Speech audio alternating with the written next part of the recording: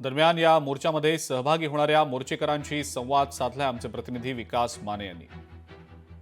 संतोष देशमुख यांच्या हत्या प्रकरणातील आरोपी जे आहेत त्यांना कडक शासन व्हावं या प्रमुख मागणीसाठी आज बीडमध्ये भव्य मोर्चा काढला जाणार आहे।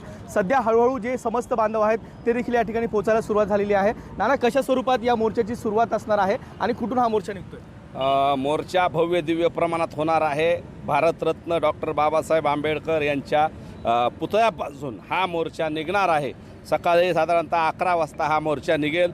तो माधवेस मार्गे अण्णाभाऊ साठे यांच्या पुतळ्यापासून छत्रपती शिवाजी महाराजांच्या पुतळा मार्गे हा मोर्चा जिल्हाधिकारी कार्यालयावर धडकणार आहे। प्रचंड ताकदीनं लोक या मोर्चात येणार आहेत। लाखोच्या संख्येनं जनसमुदाय जमणार आहे। संतोष अण्णा देशमुख यांच्या मारेकरांना फाशी झाली पाहिजे। हा खटला फास्टॅग कोर्टात चालवला पाहिजे आणि या मोर्चाच्या माध्यमातून पुन्हा बीड जिल्ह्याचं नाव बदनाम होऊ नये यासाठी बीड जिल्ह्यातले नागरिक मोठ्या संख्येनं इथं येणार आहेत। या मोर्चात संघर्ष योद्धा मनोजदादा जरांगे पाटील हे सुद्धा सुरुवातीपासून इथपर्यंत या मोर्चात सहभागी होऊन पायी चालत ते येणार आहेत।